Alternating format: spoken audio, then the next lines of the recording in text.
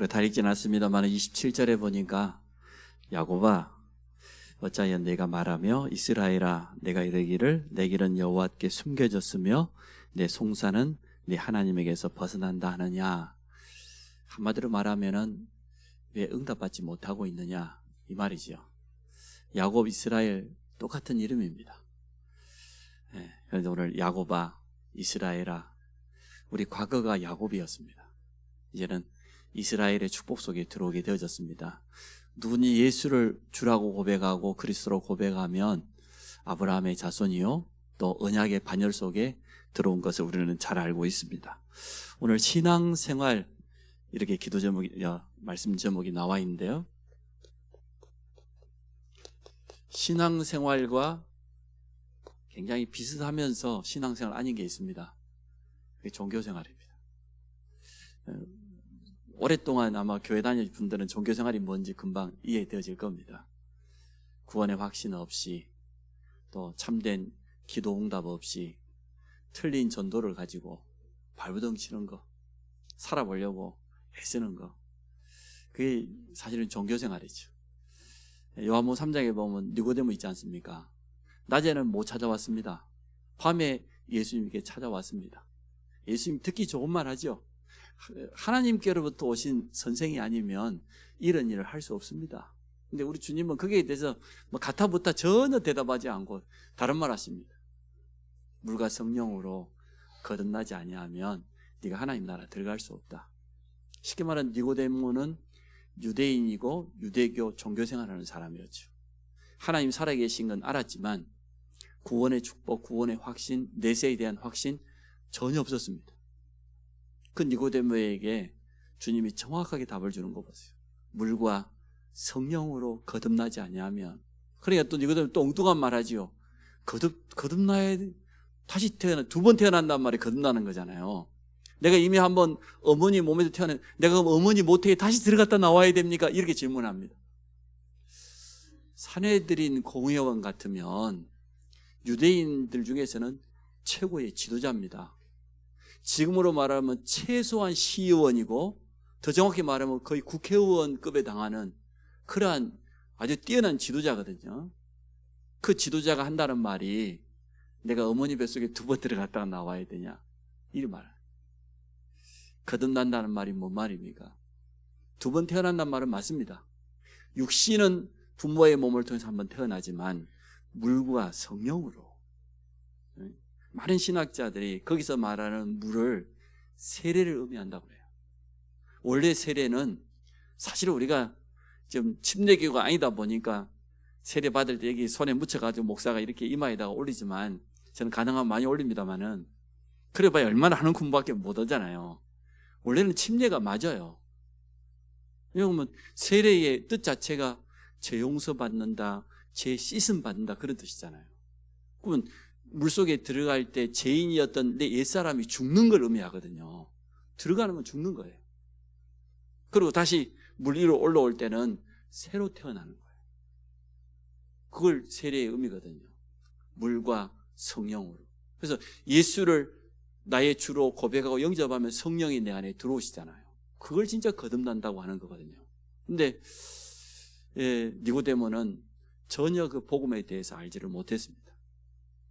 종교생활 하는 사람들이 많이 있습니다. 오전에 제가 예화를 들었던 것처럼 어떻게 말해요? 기독교 목회연구소하고 웨스트민스터 신학대가 공동으로 조사했는데 한국교회 성도들 50%가 구원의 확신을 가지고 있다고 하는데 미안하지만 그 50%도 틀린 확신을 참 많이 가지고 있어요. 자기 주관적인, 체험적인, 신비적인 하나님의 말씀을 기준으로 삼는 정확한 구원의 확신을 가지고 있어야 되는데 신앙생활의 시작이 구원의 확신부터 시작되는 것 아닙니까? 그전에는 신앙생활 아닙니다. 저는 교인하고 성도하고를 꼭 구분하고 싶습니다. 교인, 말 그대로 교회 다니는 사람, 종교를 하나 가지고 있는 사람, 그 교인이에요. 저는 과거에 구원의 확신이 없을 때 교인이었습니다. 교회를 20년도 가까이 다녔으니까. 성도는 뭡니까? 예수 그리스도를 주인으로 영접한 사람, 거듭난 사람, 이 사람을 성도라고 하잖아요. 교인은 종교생활을 하는 것이고 성도는 신앙생활을 하는 거죠. 그래서 오늘 신앙생활에 대한 이 부분은 우리가 새 가족 만나가지고 상담할 수 있으면 참 좋겠고, 또 우리 자녀들에게도 하나씩 하나씩 이렇게 설명을 해주면서 도와줄 수 있다고 봅니다. 첫째, 인간은 어떤 존재냐? 인간의 존재에 대해서 가장 정확하게 밝히고 있는 것은 성경밖에 없습니다. 인간은 어떤 존재입니까? 영적 존재입니다. 창세기 1장 27절이지요. 유일하게 하나님의 형상을 가진 하나님과 함께하도록 만들어진 영적 존재입니다. 우리 속에는 영이 있어요. 하나님 주신 거예요. 창세기 2장 7절에도 그랬죠.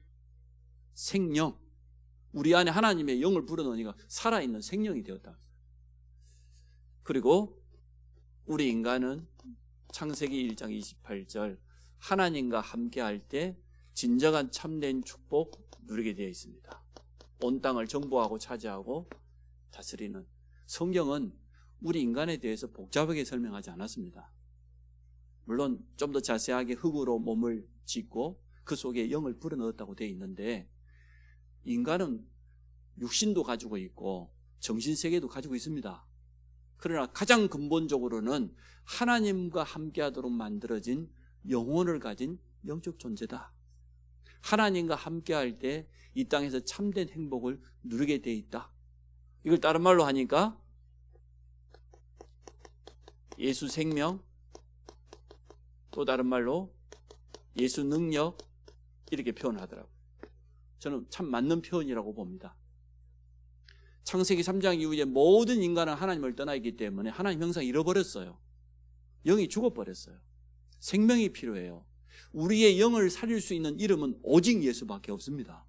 예수 생명이 내 안에 들어와야 돼요. 그럼 원래 인간의 모습으로 우리가 회복되는 거죠. 우리 영이 살아나는 거죠. 그때부터 진짜 능력이 나타나게 되는 거죠. 예수 이름 가지고 복음 가지고 정복하고 차지하는 게 진짜 정복이지, 물질 가지고 세상 권세 가지고 아무리 해봐도 그건 올바른 정복이 못 되죠.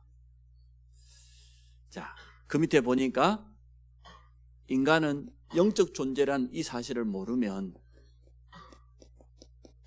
한계를 느낄 수밖에 없습니다. 인간은 한계가 있습니다. 스스로 할 수 없는 일들이 많습니다. 마가복음 10장 27절에 보니까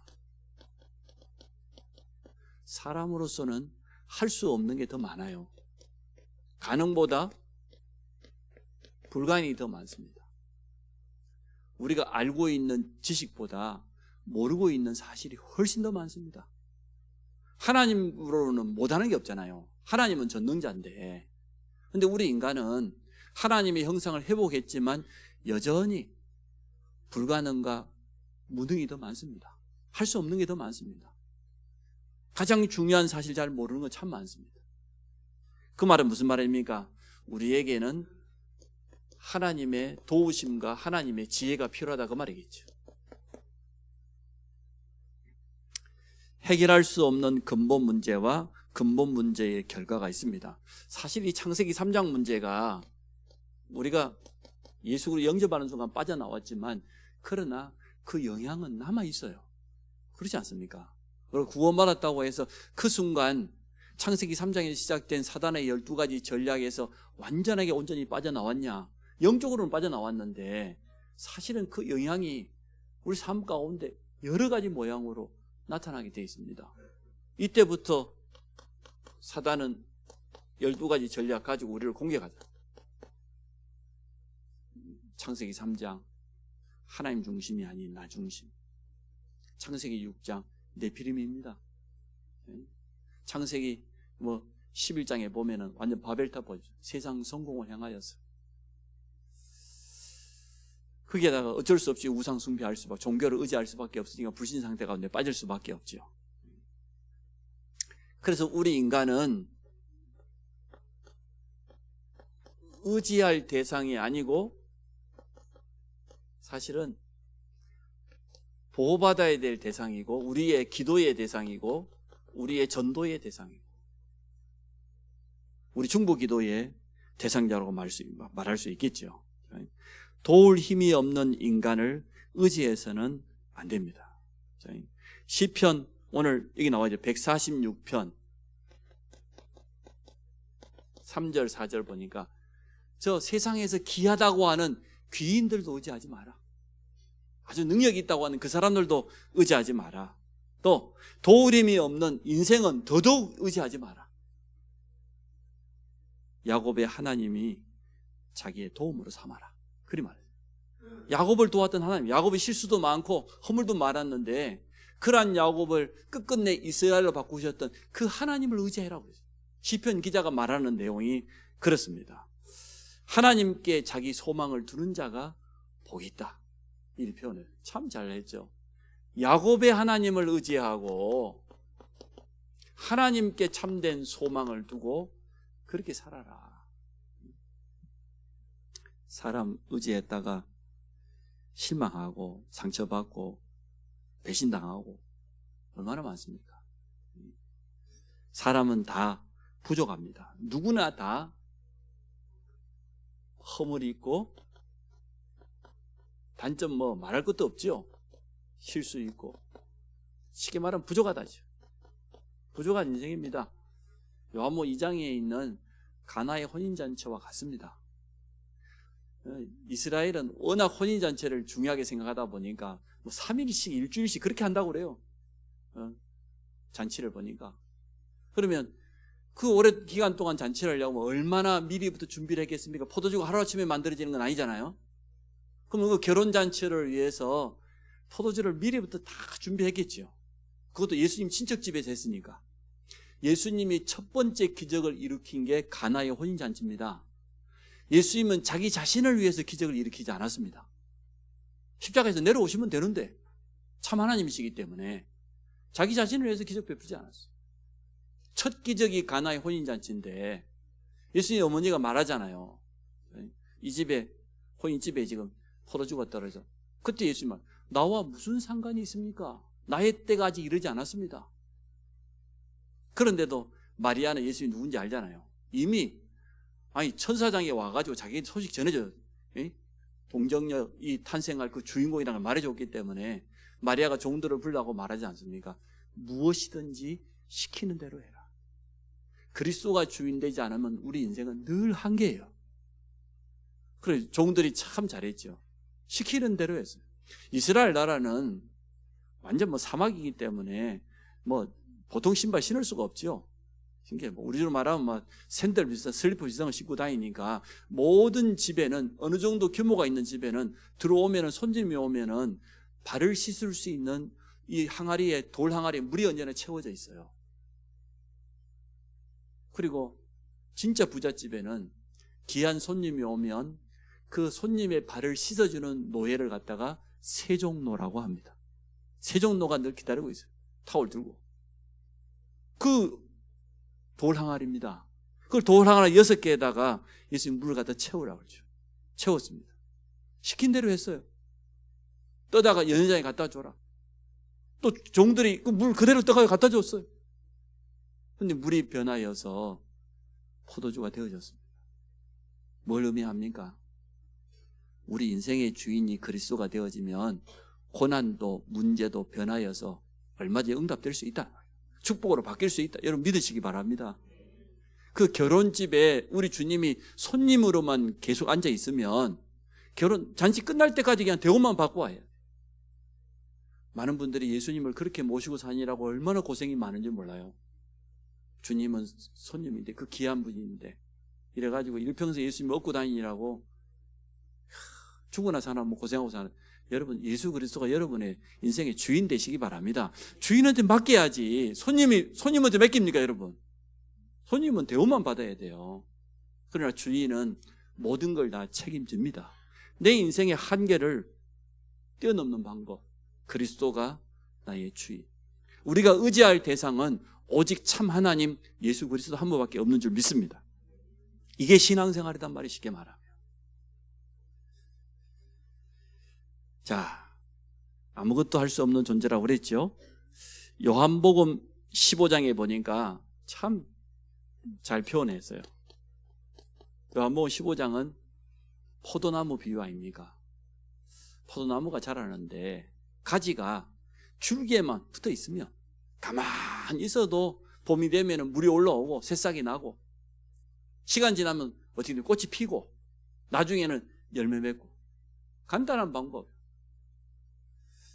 우리와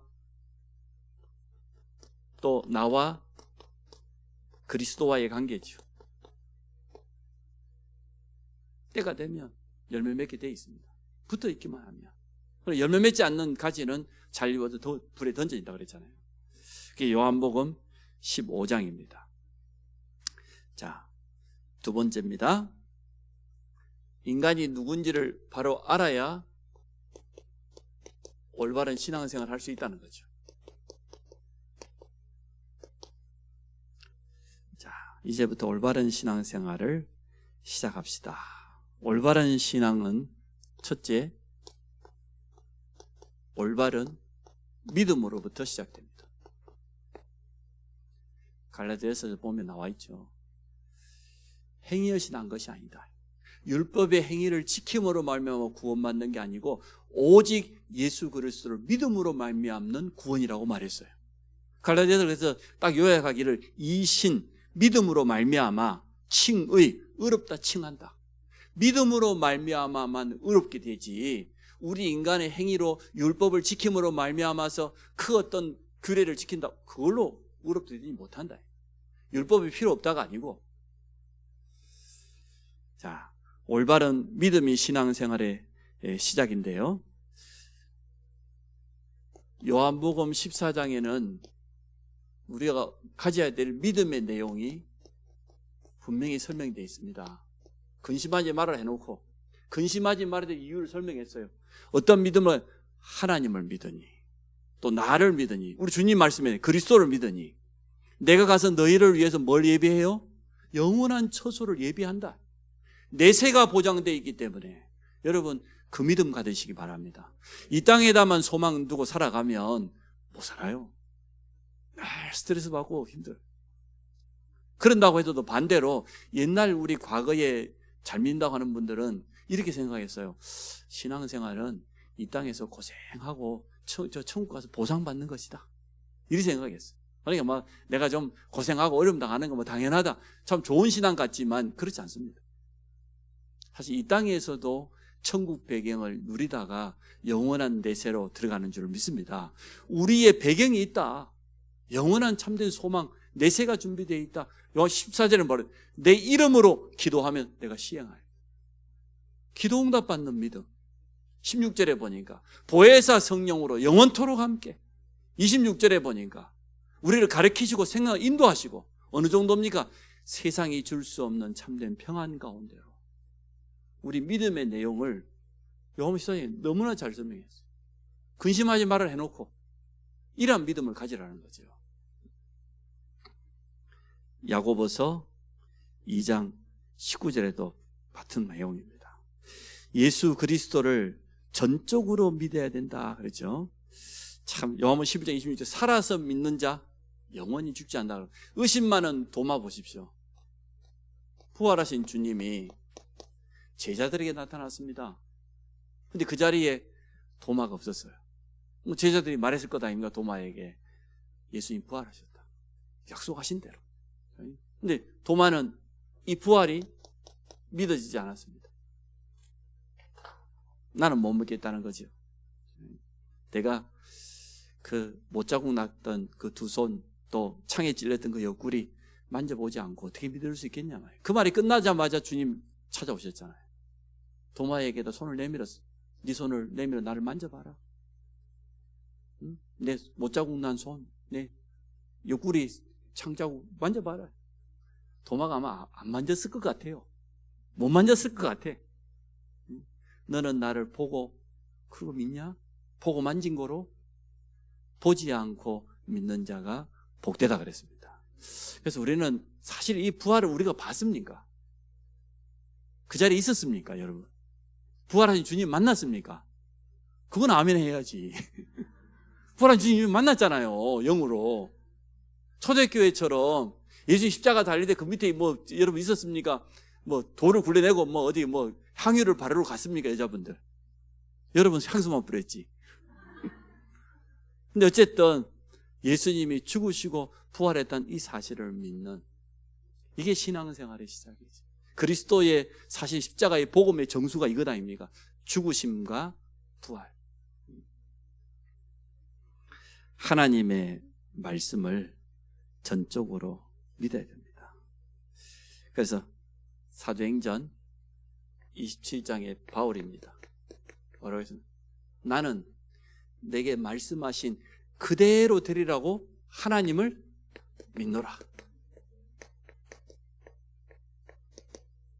제가 좀 풍랑 가운데 있지만 하나님의 사자가 어젯밤 곁에서 내게 분명히 이야기했다. 내가 기도하는 그 시간에 바울아 두려워하지 마라. 네가 가이사 앞에 서야 될 것이고 이 배에 생산한 모든 사람들 손에 붙였다고 분명히 말했거든요. 나는 내게 말씀하신 그대로 되리라고 하나님을 믿노라. 여러분 하나님 말씀 다 지킬 수 있습니까? 못 지키죠. 근데 하나님 말씀을 믿을 수는 있습니다. 바울이 오늘 그 말을 우리에게 남겼습니다. 자, 두 번째 보니까 오늘 성경에 보니까 이런 말이 나왔어요. 오직 여호와를 앙망하는 자. 31절에 보니까 한자인데 바라볼 앙자에다가 바라볼 망자예요. 바라보는 거예요. 신앙생활은 뭡니까? 하나님을 올바로 바라보는 겁니다. 하나님을 앙망하는 겁니다. 어떤 사람이 이렇게 표현했어요. 거의 대부분의 모든 동물들은 땅을 쳐다보게 만들었대요. 그죠? 네 발로 걸으니까. 새들도 보면 하늘을 날면서 땅을 쳐다볼 것 아닙니까? 그런데 우리 인간만큼은 고개를 들어서 위를 바라보도록 만들었대요. 그 신학자 어떤 분이 그런 말을 했어요. 참 잘 표현한 것 같아요. 우리 인간은 땅만 볼 게 아니라 위를 바라보고 하나님을 바라보는 영적 존재로 만들었다는 거죠. 그래서 여러분 이 세상만 바라보지 마시고 눈앞에 있는 현실만 바라보지 마시고 눈을 들어서 산을 보시기 바랍니다. 그리고 나의 도움이 어디서 오냐? 나의 도움이 천지를 지으신 여호와께서 임하는도다. 하나님이 우리의 유일한 도움자 되십니다. 다윗이 그랬지 않습니까? 내가 오직 하나님을 바라본다. 나를 도울 자는 오직 하나님 한 분밖에 없다고 그리 이야기했습니다.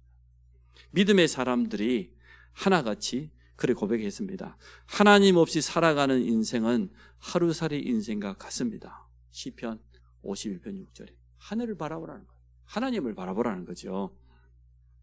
이제부터 하나님을 앙망해야 됩니다. 그게 이제 오늘 이사야서 40장에 나와 있는 거죠.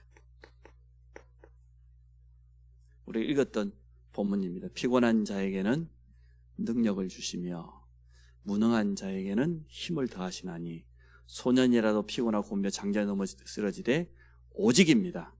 여호와를 앙망하는 자는 새 힘을 얻으리니 독수리가 날개쯤 올라가는 것이요 다른 박질하여도 곤비하지 아니하겠고 걸어가도 피곤치 아니하리로다. 우리에게 있는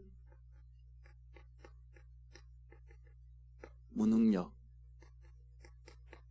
무기력, 무응답, 이것을 정말 여호와를 앙망하면서 뛰어넘어야 되겠습니다. 하나님 위에 주시는 보좌로부터 임하는 그 힘을 얻으시기를 바랍니다. 히브리서 11장 여러분 잘 알지 않습니까? 믿음장이라고 하는데 믿음의 선진들, 우리 믿음의 선배들을 다 소개합니다. 노아가 아브라함의 믿음으로 어떻게 승리했는지, 아니 사라가 나이 들어 애를 못 가진다고 했는데 믿음으로 어떻게 아들을 얻었는지 설명합니다. 어떤 사람은 불 가운데도 들어가고 물 가운데도 들어가고, 그런데 믿음으로 다 승리했다. 구약에 있는 믿음의 선진들을 처음부터 끝까지 다 열거합니다. 그래서 히브리서 11장을 믿음장이라고 말하는데, 그래 놓고 히브리서 12장 1절이죠. 특히 2절입니다. 결론을 맺습니다. 믿음의 주요 온전케 하신 누구를 바라봐라? 예수를 바라봐라. 바라보는 신앙. 누구를 바라보냔 말이야. 항해하는 배가 목적지를 안 바라보면 어디로 가는 겁니까? 목적지가 없으면 끊임없이 대해를 망망하게 헤매야 되겠죠. 그러나 분명히 바라보는 데가 있다고 하면, 목적지가 있다고 하면 나갈 것 아닙니까? 우리는 이 땅 살아가면서 이 땅을 물론 안 볼 수는 없지만 우리의 진짜 바라봄의 대상은 하나님이 되시기를 축복합니다. 자, 세 번째 보니까 참 중요한 것 같아요. 질문이 필요해요. 하나님과 대화가 필요해요. 기도 중에 가장 좋은 기도가 아마 이 대화 기도 아니겠습니까? 하나님께 물어보는 거예요. 참 필요하죠. 묻는 신앙입니다. 하나님께 묻지 않았던 사람들이 얼마나 비참하게 되었는지 모릅니다. 사사기 마지막 보세요. 자기 소견에 옳은 대로. 사사기 시대, 사사시대. 거기 보면은 12명의 사사가 사사기에 나와요. 근데 거기에다가 2명을 더 보태지요. 엘리와 사무엘. 그래서 보통 사사를 14명이라고 봐요. 원래 사사기에는 12명만 나와 있어요. 근데 이제는 사무엘상을 넘어가면서 마지막 대제사장 엘리와 사무엘까지 포함해서 14명의 사사라고 보는데, 사사시대의 그 큰 어려움이 뭡니까? 하나님께 묻지 않아요. 자기 소견대로, 자기 마음대로. 또 누굽니까? 사울 왕입니다. 하나님께 묻지 않았어요. 자기 마음대로 제사도 지내버리고.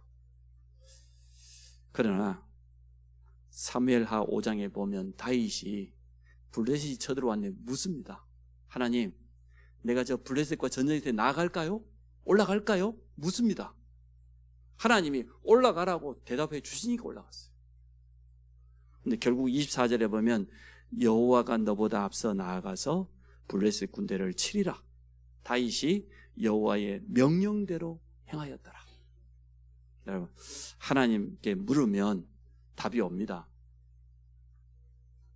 정말 제대로 질문하면 예배드리는 가운데 말씀을 통하여서 사역자와 말씀 나누는 가운데 답이 옵니다.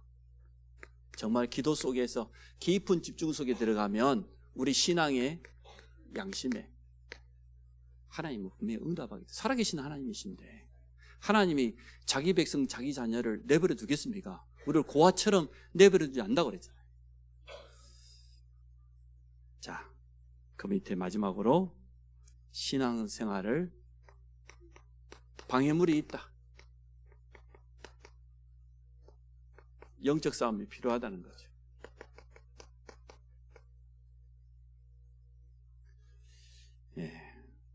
이것들을 우리가 찾아서 없애야 되겠습니다. 한 가지만 제가 말씀을 드리겠습니다. 그래서 신앙생활을 할 때 중요한 몇 가지는 꼭 점검을 해봐야 됩니다. 제일 첫 번째가 뭐냐 그러면 신앙생활은 시작이 참 중요해요. 어떻게 신앙생활을 시작했냐? 그게 참 중요해요.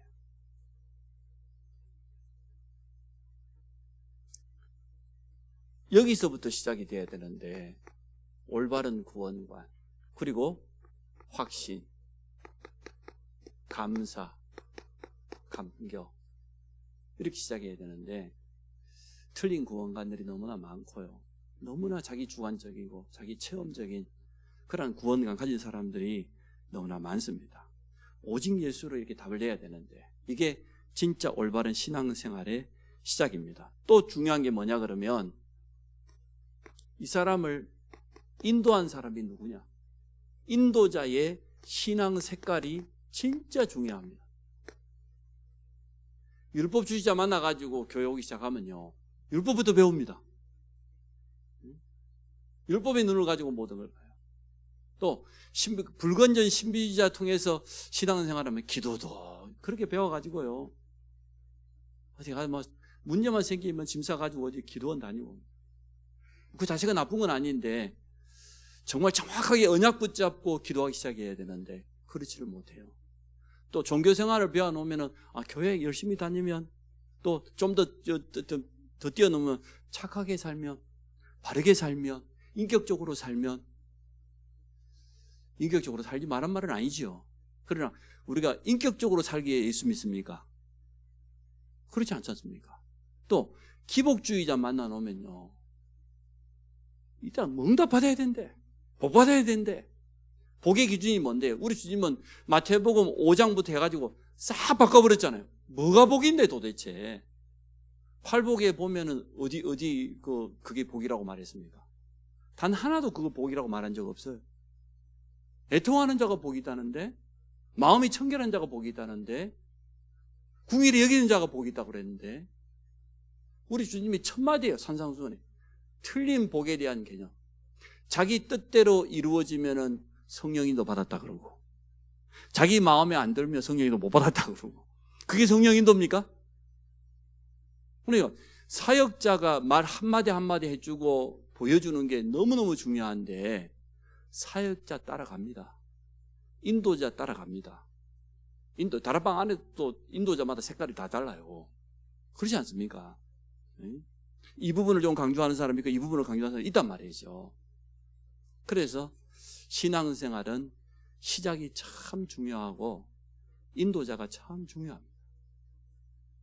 올바로 신앙 색깔을 가지고 도와줘야 되겠습니다. 영향을 절대적으로 받기 때문에, 그래서 교회로부터 지도를 받고 양육을 받고 이게 필요하죠. 또 신앙생활에 우리가 점검해야 될 게 뭐냐 그러면, 지속적인 성장을 자꾸만 점검해 봐야 돼요. 딱 보통 사람들은 교회 오면 자기 나름대로 동기를 가지고 왔어요. 나는 이 문제 해결받기 위해서 왔다, 아니면 이것 때문에 왔다, 여러 가지 있는데, 또 한편으로는 신앙생활 하면서도 나는 여기까지 딱 정해놨어요. 예배도 나는 주일날만, 아니 주일 오전만, 딱 자기 나름대로 정해놓고 와요. 그래 그걸 거의 못 뛰어넘어요. 헌금도 주일 헌금만, 11조 그건 난 모르겠고, 성경은 난 모르겠고, 자기 나름대로 다 가지고 있어요. 안 자란다니까, 믿음이. 그래서 설교를 들어도 자기한테 맞는 것만 딱 듣고 아멘하고 나머지는 몰라. 나와 상관없어. 신앙이 어떻게 자라겠습니까? 그래서 사실 우리 사역자가 필요합니다.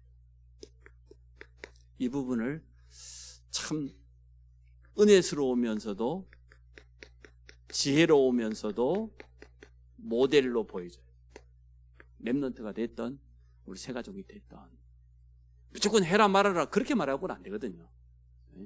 정말로 성경에서 말하고 있는 바를 가지고 참 은혜스럽게 이 사람이 참 영적으로 공감 가도록 이렇게 도와줘요. 저는 그런 부분들을 도움을 참 많이 받았습니다. 제가 깨닫지 못하고 제대로 하지 못했던 부분들을 사역자들의 말 한마디 한마디 굉장히 도움됐어요. 힘이 되고.